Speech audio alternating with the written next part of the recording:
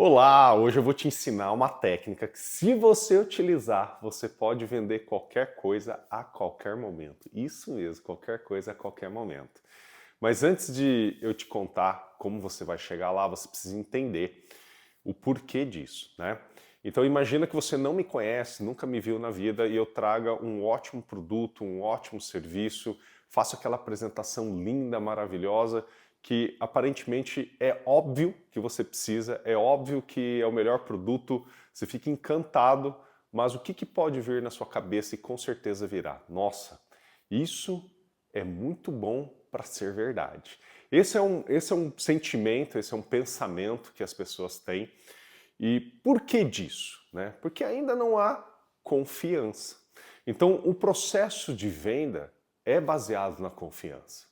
Pode ser que se você gosta de mim, se você confia em mim, se você já participa do meu ciclo social, eu traga algo que nem é tão bom assim, ou você nem vai precisar prestar tanta atenção, você nem vai precisar de tantos detalhes para decidir comprar. Porque se o Clayton, né, tá me dizendo que isso é bom, que isso serve para mim e que eu preciso, eu confio nele e vou comprar, né? Então, por que eu cheguei até esse ponto? Porque a questão da confiança ela é muito importante. Se você não conseguir ter essa confiança do seu cliente em relação ao que a você e depois ao produto ou serviço que você está oferecendo, a chance de você fechar acaba caindo drasticamente, né? Então, um ponto muito importante é a etapa número 1 do processo de venda, que é o rapport, que é a empatia, essa conexão que você vai fechar com o seu cliente. Mas não é tão simples e tão fácil, né? Você se conectar rapidamente com alguém.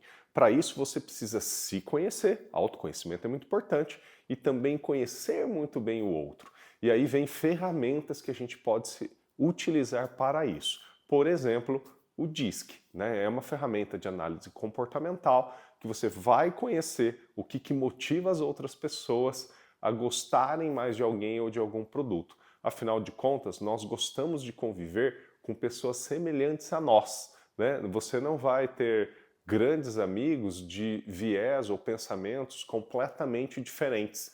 Em algum ponto vocês são comuns, vocês acreditam na mesma coisa, no mesmo ideal, né, no mesmo esporte, enfim, há algum ponto de conexão entre vocês que cria esse laço de amizade, né? Então, confiança, gente, é muito importante, tá certo? Agora, beleza, eu ganhei a confiança do cliente, eu sou bom nisso, eu consigo, né, eu sou um cara mais influente, consigo ter um bom relacionamento com as pessoas, né, trato as pessoas muito bem, mas Cleiton, e aí, como é que vende de fato? Então, além da confiança, você precisa fazer uma apresentação. Nessa apresentação, você precisa atender alguns pré-requisitos, alguns passos importantes que vêm na cabeça do cliente para que ele não tenha objeções em relação ao que você está fazendo. Por exemplo, quem é você? Então, se a pessoa, né, foi recomendada, você não conhece, não faz parte do seu ciclo de amigos, tem que estar claro para ela de onde você veio. Qual é o ponto de conexão? É a pessoa que recomendou você para esse amigo, né, para esse cliente que está ali na sua frente? Como que você chegou até ele, né? Qual é a sua autoridade? Qual é a sua experiência? Por que eu posso acreditar nas coisas que você está falando? Então, dentro da sua apresentação, tem que ter essa explicação de quem é você. Você pode fazer isso na etapa do rapport, na empatia, onde você está fechando essa conexão com o cliente, mas também na apresentação. Em algum momento você dizer a ele, né, que pode contar contigo, que você vai acompanhar até a entrega do produto, a utilização do produto para o seu devido fim, né? Se for um serviço, né, que você dá essa garantia, né, de poder, se aquele serviço não surtiu o efeito pelo qual ele contratou, né, você buscar resolver isso de alguma outra forma. Ou seja, passa pela cabeça da pessoa também se aquilo pode ser muito bom. Mas e se não for bom para mim? Como é que eu faço? Qual é a empresa que você representa? Olha que pergunta interessante. Quem é você? O que eu faço se aquilo não for bom para mim? E qual a empresa que você representa? Por que essa empresa que produziu esse produto é melhor do que as outras em relação ao concorrente? Se for um serviço, por que o seu serviço é melhor? Qual é o seu diferencial em relação à concorrência? Então, isso tudo está no inconsciente das pessoas. Você precisa responder isso na apresentação. Só que o mais importante ainda vem por aí. Sabe o que é? Qual é a necessidade que você atende? Qual é o problema que você resolve? Para pensar, todas as empresas elas existem para resolver um problema. Tem produtos aí que já existiam, mas aí vem uma outra empresa e cria esse produto de uma outra forma, seja mais rápido, com mais qualidade, uma melhor entrega, uma outra apresentação, enfim, cada produto, cada serviço tem um motivo de existir e sempre para resolver algum problema. Seja esse problema uma melhoria ou seja esse problema uma urgência, né? Alguma coisa que quebrou, preciso resolver, ou alguma coisa que eu não quero que quebre, né? Tenha mais durabilidade, ou alguma coisa que seja mais a longo prazo para melhorar a minha saúde, né? Para evitar uma doença no futuro, ou uma proteção financeira para caso eu tenha um acidente, como seguro, por exemplo. Enfim, todos os produtos e serviços eles existem para resolver alguma coisa. Só que se resolver alguma coisa não pode ser de acordo com a sua ótica como vendedor. Para resolver alguma coisa tem que ser de acordo com a ótica do cliente. Então o que você precisa fazer? Elevar o nível de conscientização do cliente. Para isso você tem que levantar a necessidade do cliente. Só que muitas vezes o cliente não sabe qual é a necessidade dele. Às vezes ele está fazendo sempre de uma forma achando que aquela é a melhor e a única maneira de se fazer. E de repente aparece você apresentando uma outra forma de se fazer. Agora, como é que você conscientiza as pessoas dessa importância? Uma pausa rápida para te dar uma informação importante. Se marketing, vendas e produtividade é importante para você e o seu negócio, você precisa clicar no link aqui abaixo e ter acesso aos nossos cursos, palestras e mentorias que foram criados para ajudar você a escalar cada vez mais e ter o sucesso que você merece. Agora volta lá para o episódio que ainda tem muita informação que você vai gostar. Através de perguntas. Isso mesmo, gente. Tem muitas pessoas que acham que o vendedor tem que ser aquele cara que fala muito, fala demais. E não é isso. Você tem que saber fazer as perguntas certas, no momento certo. Por quê? Porque o cliente ele precisa se conscientizar da importância. Só que essa conscientização vem de dentro para fora. E cabe você, vendedor, saber fazer as perguntas. Por exemplo, né? Qual é a área mais importante de uma empresa? Não seria as vendas? Então você tem que conduzir o cliente para entender isso, né? Não simplesmente colocar essa informação na cabeça dele. Ó, vendas é o mais importante, tá? Mas e se ele tiver uma crença que não? Que o mais importante é o financeiro. Não adianta eu vender se meu financeiro está todo desestruturado. Ah, eu acho que é o marketing. Como que vendas vai vender se o meu marketing for ruim? Né? Tem gente que vai ter essa crença. Agora, cabe a eu, por exemplo, mostrar para vocês, através de perguntas, que vendas é mais importante. Então vamos lá, eu injeto muito dinheiro no marketing, tá? Só que eu não faço nenhuma venda. E aí? Para o que serviu o marketing? Para posicionamento de mercado? Mas se uma venda não ocorrer, o que vai adiantar? E outra, qual é o objetivo do posicionamento de mercado? Não é vender? O seu financeiro está ruim, mas se o dinheiro não tivesse entrando, seria melhor? Então, o que acontece? As vendas é o que movimenta tudo. Se o financeiro está ruim, você tem que estruturar. Mas ele não é a área mais importante. Porque a área mais importante é a venda. Sem a venda, não há nem financeiro, não tem nem funcionário.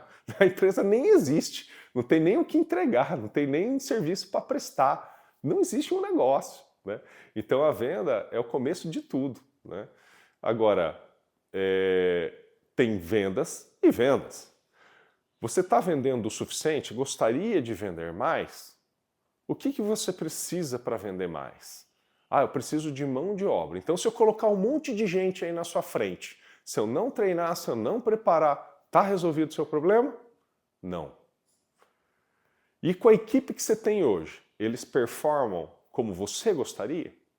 Ou você acredita que eles têm quantos por cento ainda para poder aumentar aí as vendas? Qual a sua capacidade de vender mais? 30%, 50%? Com o efetivo que você tem hoje. Se não entrar mais nenhuma pessoa, não sair nenhuma pessoa, com essa equipe que você tem hoje, quanto que você acredita que poderia estar vendendo mais do que tem vendido? Ah, ela vai responder lá, 30%, 40%, 50%. E o que falta para essas pessoas venderem mais? De repente técnica, de repente atitude, de qualquer forma conhecimento, não é? Por quê? Porque você precisa, mesmo aquelas pessoas que precisam de atitude, qual a motivação que elas têm? Qual é a cultura da empresa dentro do departamento comercial? Né? Qual é o sistema, o método a ser seguido onde essas vendas se tornam previsíveis? Como que você vai construir isso? Né? Fazendo essas perguntas, o cliente ele pode começar a imaginar que, poxa, eu não tenho nada disso. Eu simplesmente ensino o cara a vender e ele vai vender. Vem o outro fulaninho lá, ensinei ele a vender, ele vai vender. Cada um tem sua técnica, seu jeito e toca o barco. Né? Agora, será que é a melhor performance? Será que é a melhor técnica? O que um está fazendo de bom em relação ao outro que pode ser replicado? O que o outro já tentou fazer que não deu certo, que não precisa ser tentado em muitos casos? Então, essas perguntas de reflexão, de provocação, é o que faz o seu potencial cliente ele entender a necessidade dele. E aí sim você vem com uma solução, com um projeto estruturado de vendas, com sistema, com método, com acompanhamento, com uma mentoria, com tirar dúvidas, com aulas práticas e por aí vai. Porque você está tratando na veia. Ah, Cleiton, mas o que pode vir de objeções, por exemplo?